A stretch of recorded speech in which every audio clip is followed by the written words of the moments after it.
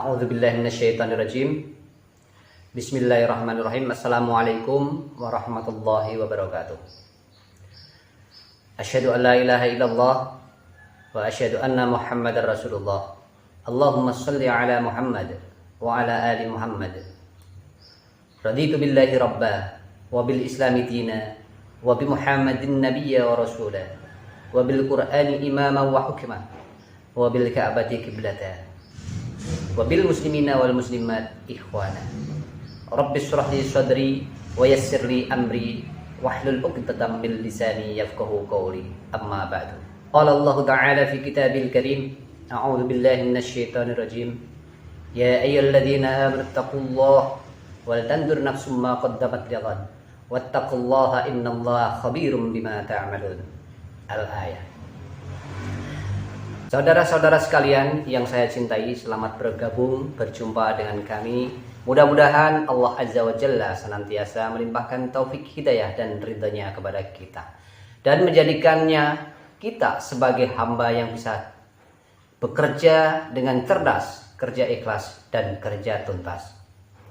Baiklah, langsung saja kita masuk ke topik pembicaraan kita di hari kedua Ramadan ini, masih seputar syahadatain. Kali ini kita akan membicarakan makna yang terkandung dalam syahadatain. Saudara-saudaraku yang saya cintai, syahadat dalam bahasa Arab memiliki lebih dari satu makna, tergantung konteks kalimatnya.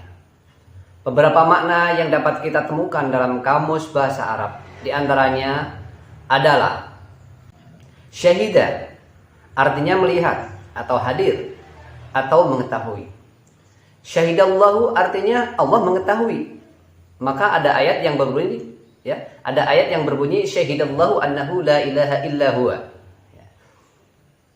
Kemudian syahidabi itu artinya berjanji atau bersumpah. Yang keempat adalah syahidalah bi, itu artinya ikrar atau menyatakan atau mengakui. Janji dan sumpah hanya akan dilakukan ketika orang benar-benar mengetahui dan yakin dengan apa yang ia nyatakan. Karena itulah ia pasti akan mempertahankan dan memperjuangkan ikrarnya secara sungguh-sungguh. Pernyataan iman berupa syahadatain yang benar adalah persaksian iman yang didasarkan atas makrifah, ilmu pengetahuan berdasarkan dalil, bukti, dan argumentasi. Karena itu ilmuilah, ketahuilah bahwa tidak ada Tuhan selain Allah.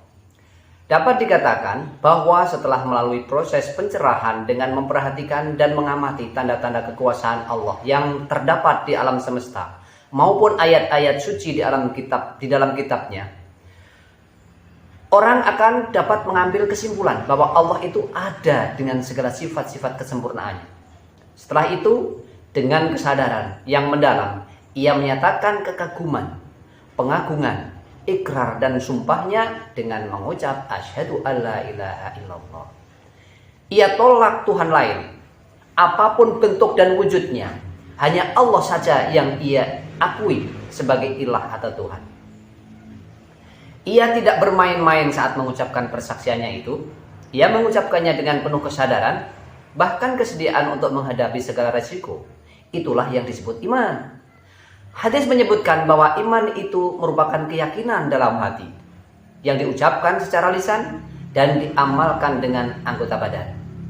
Iman harus terdiri atas ketiga hal tersebut.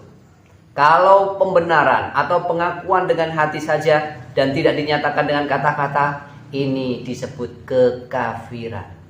Mari kita tengok sejarah. Orang-orang kafir pada masa jahiliyah itu bukannya tidak mengetahui kebesaran Allah, bahkan mereka sangat memahaminya.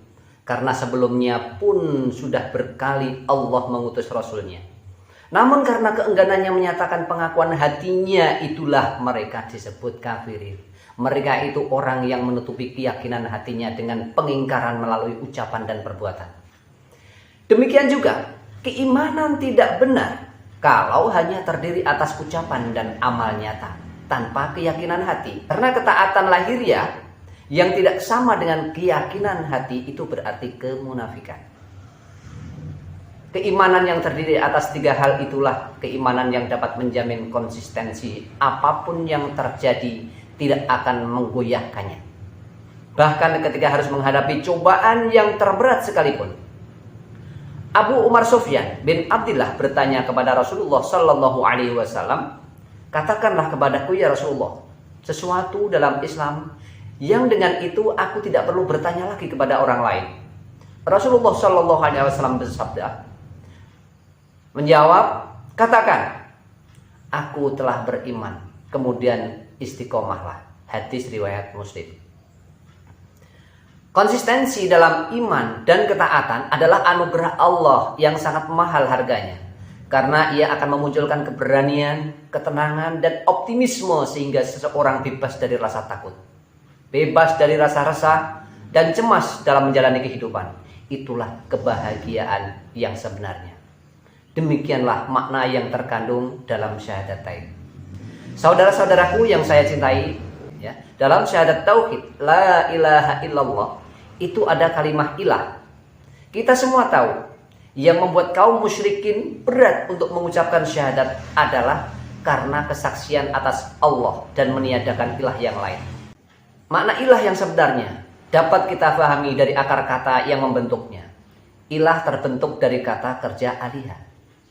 Dalam bahasa Arab, alihah berarti satu, merasa tentram kepadanya sehingga ia asyik dengannya dan enggan meninggalkannya. Yang kedua, berlindung dengannya karena kagum kepada kekuatan, kehebatan, dan kekuasaannya. Yang ketiga, rindu kepadanya karena keberadaannya memberikan rasa tentram dan aman, sehingga ia berusaha untuk selalu dekat dengannya. Yang keempat, sangat mencintainya dengan ketulusan hati karena tiga hal tersebut tadi. Bila keempat hal ini diketahui, dirasakan, dan atau diyakini, maka akan masuk kepada nomor yang kelima, yaitu menyembahnya dan siap mengorbankan apa saja karenanya. Bahkan kalau perlu jiwa dan raganya pun dikorbankan demi cinta yang menenteramkan, melindungi dan selalu ia rindukan itu.